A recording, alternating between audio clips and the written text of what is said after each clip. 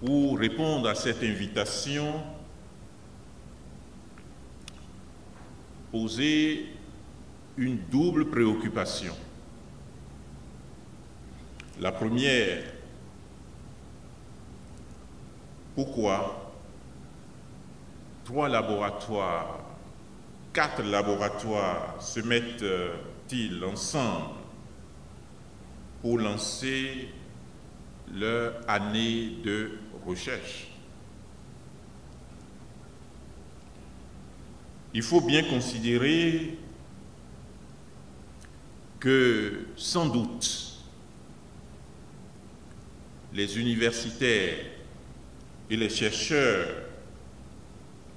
réalisent avec un sens plus élevé la nécessité d'une orientation stratégique de la recherche scientifique dans le contexte d'un État en quête de développement. En raison de ce que simplement la recherche n'est scientifique que si elle est cheminement vers les solutions aux problèmes fondamentaux auxquels la société est exposée.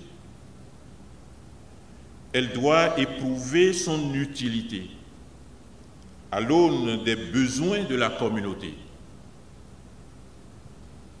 Ce n'est pas la communauté qui s'élève à la recherche, c'est la recherche qui se projette vers la communauté. Elle ne doit pas viser à satisfaire les fantasmes du chercheur, mais pister des solutions aux aspirations de la cité étant prise ici au sens politique. Il m'a semblé que c'est prenant en compte cette nécessité de l'orientation stratégique de la recherche tournée vers les réalités sociétales que ces centres de recherche ont décidé d'engager des réflexions d'ensemble vers des réponses possibles aux préoccupations de notre société. Mais ensuite, il faut en tirer la conséquence. La conséquence est la nécessité encore plus élevée de l'interdisciplinarité. Comme l'être qui se pense, se prétend et se construit comme humain, la société se présente aux chercheurs moins comme une unité, mais plutôt comme une totalité. Et de ce point de vue, l'approche holistique se présente alors comme la démarche épistémologique adaptée à son étude. Nous ne pouvons pas regarder notre société selon des prismes individuels ou individualistes, certaines fois égoïstes. La société tournée vers l'homme et l'homme tourné vers la société est une totalité, et de ce point de vue, nous devons l'envisager en tant que tel. Parce que tout conduit à l'être humain. Parce que tout conduit à l'être humain vivant en société. L'interdisciplinarité apparaît de plus en plus comme un impératif tout aussi épistémologique, en raison de la complexité du sujet de recherche, décale de son objet qui est l'être humain. Mais l'interdisciplinarité recherchée dépasse l'intradisciplinarité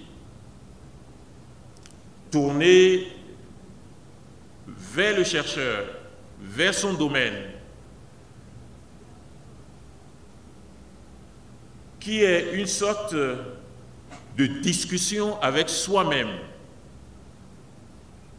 L'interdisciplinarité excède également la transdisciplinarité, qui projette plutôt le chercheur sur des disciplines qui lui sont a priori étrangères.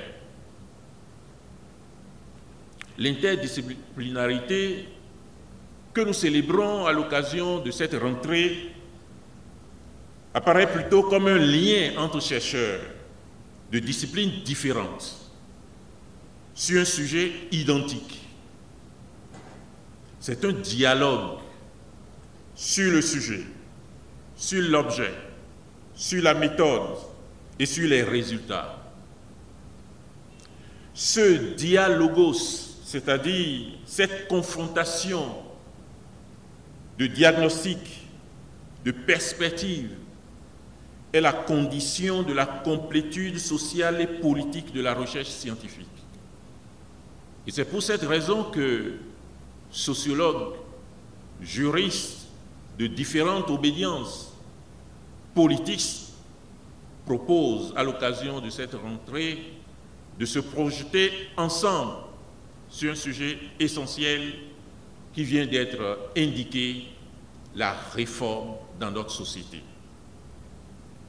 La deuxième question que je me propose de nous poser et sur laquelle quelques propos sont tout aussi nécessaires, pourquoi un tel sujet?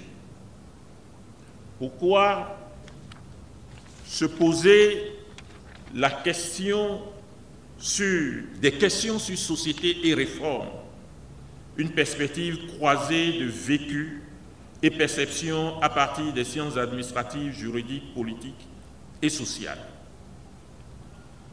Comme l'a indiqué tout à l'heure le professeur Dozy Amouzouvi,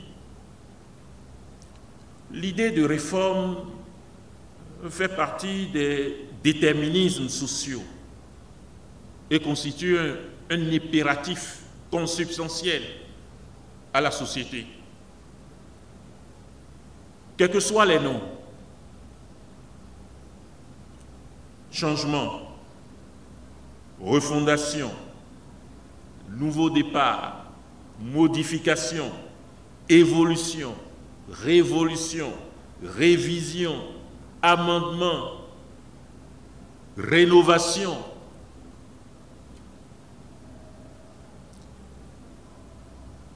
Comme l'être humain, une société qui n'évolue pas, qui ne change pas,